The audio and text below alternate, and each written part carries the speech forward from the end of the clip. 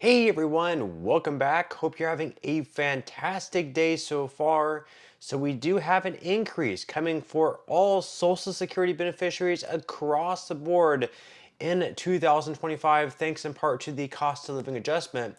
But certain residents in some states are actually going to be receiving more for their cost of living adjustment than in other states. We are going to be going over the top 10 states on average that are going to be receiving the largest cost of living adjustments in 2025 for their Social Security benefits. But before we go ahead and dive into the main content of today's video, if you would like to receive up to $200 in free stock or $200 in free cash, in a pinned comment below, I will be leaving a link to Robinhood.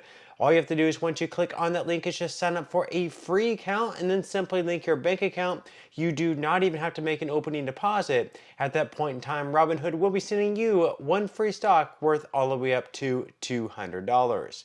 Okay, so diving right into our first story of today's video. Before we get into the states which are going to be receiving the largest increases for their Social Security benefits, we're going to be covering real quickly this story out here. I covered it when it was first released just a couple of days ago, and that was the fact that, hundreds, thousands, millions, possibly billions of people were impacted by a recent breach that took place by this company called MPD for short. So according to CNET, in this article, the National Public Data cyber attack took place, and because of it, Social Security numbers and personal data of billions were breached. Here is what you need to know. So following a major data breach targeting AT&T and Ticketmaster this year, another cyber attack has compromised the identities of countless more Americans.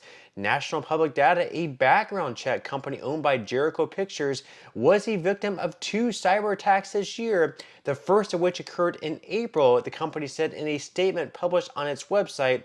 Note that MPD's website is blocked on some browsers due to increased security. Data stolen by hackers includes names, social security numbers, phone numbers, email addresses, and mailing addresses. However, MPD did not specify how many people were impacted by the breaches. Now, of course, there are different estimates out there. As we mentioned, one estimate was billions of people being impacted, not just in the United States, but I guess apparently some people in the United Kingdom, perhaps Canada, and even other countries. Now, they go on to say that we cooperated with law enforcement, and governmental investigators conducted a review of the potentially affected records and will try to notify you if there are further significant developments applicable to you. We have also implemented additional security measures in efforts to prevent the recurrence of such a breach and to protect our systems. Now, obviously, that should have been something they had in place well before. At this point, there are already billions of people impacted.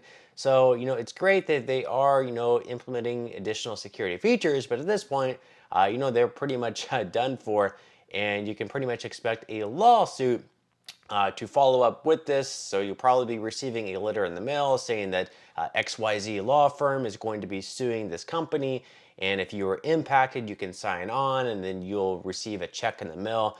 But since there were, millions, billions of people impacted, you're pretty much going to be sharing the check with the rest of them, while the law firm is the one who profits most off that. And then, of course, there's also going to be a lot of people impacted. If their social security number and their data was leaked, then they're going to be open to fraud, where you could have credit cards opened in your name, hundreds or thousands of dollars debt racked up in your name, and then you might be left to pay all that off. So there are different measures that you probably should consider if your data was leaked. We are going to be covering that in just a minute here.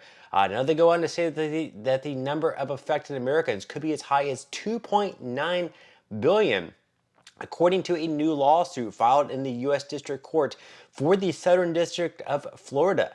The lawsuit, which is seeking class action status, says a trove of stolen data was put up for sale on the dark web by the cyber criminal group US DoD for $3.5 million. Now, one of the options, of course, right now, if you think you might be impacted, is to freeze your credit. So you can freeze your credit with Equifax, Experian, and TransUnion. That is the best way to keep bad actors from opening new credit accounts in your name. I just froze mine and found out the process to be surprisingly easy. You will have to unfreeze your credit anytime you want to apply for a new credit card or a car loan or anything like that. But in our opinion, the benefits outweigh any pain points that's coming directly from them, not from me. This is not financial advice. Keep in mind that cyber criminals can still gain access to your existing credit and bank accounts. So this is not a foolproof solution, but freezing your credit is free. And also definitely keep an eye out for your credit reports. So if you choose not to freeze your credit reports, you can still download a free credit report each week from each of 3 major credit bureaus. Be sure to monitor your credit profiles for any new accounts you did not open. You can download your free credit reports here on this link. And then you can also sign up for a credit monitoring service that can alert you when new accounts are open in your name. CNET Money Editor Evan Zimmer recommends Experian's credit monitoring service, which ranges from $0 to $25 a month. Now, once again, not financial advice, but there are different credit cards out there, like Capital One, for instance. They have their own app called CreditWise, which is something that I personally use. And on that CreditWise site, it'll show you exactly what accounts were opened recently. It's completely free to use. It'll show your credit score. It'll give you updates on your credit score, and I find it very helpful myself. So that is definitely something that you can look into. Now, moving into our main story of today's video, of course, next year in 2025, there is going to be a cost of living adjustment increase for all Social Security beneficiaries across the board. Now, in certain states, on average, residents are actually going to be receiving a larger increase. We're going to be covering what those states are in this article from Newsweek. So it says that in 2025, some states will see higher Social Security increases than others. Every year, the Social Security Administration updates its benefit amounts based on the cost of living adjustment. The COLA takes into account inflation on a wide range of items and is meant to help seniors maintain their purchasing power even as prices on goods and services increase. Next year's COLA is set to be announced in October. So they say earlier this week, the Senior Citizens League predicted the payments would rise by a 2.6% COLA next year. This would be the lowest increase for beneficiaries since 2021. And yesterday I detailed what the cost of living adjustment could end up looking like. And in my prediction also, I come out to right around 2.6%. The lowest it really could come out to is right around 2.4%. So worst case scenario, probably 2.4%. Best case scenario, probably like 2.7 or 2.8%. We're not going to see a huge change there. Now, as far as the 10 states go that are going to be receiving the largest cost of living adjustment increases next year in 2025, we can see this list up on the screen. So we have New Jersey. It's going to be at $2,100. That's going to be their average check for retirees next year. Connecticut comes in at $2,084. Then we have Delaware, New Hampshire, Maryland, Michigan, Washington, Minnesota, Indiana, and Massachusetts. And if you wonder why these states are going to be receiving larger increases on average, that's simply because the residents in these states also already are receiving more than other states on average. These are typically higher cost of living states to live in already, so they're already receiving higher wages throughout their working career, and therefore whenever they go to claim Social Security, they're also receiving higher checks than other states as well. That's why they're receiving higher cost of living adjustments on average than others. Obviously, someone who's already receiving $2,200 per month, if they're going to receive a 2.6% cost of living adjustment, they're going to receive a higher COLA than someone who's only earning, let's say, like $1,600 per month, because their starting base is already higher.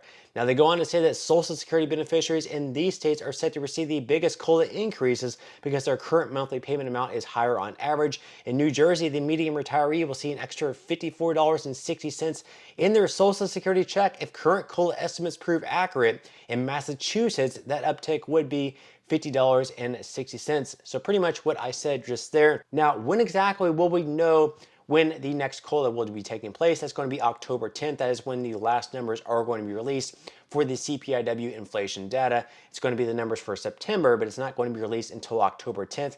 And then we also have to keep in mind what the Medicare Part B premium ends up being. It's expected right now it's going to be like a $10.30 increase right now. This year in 2024, it is $174.70.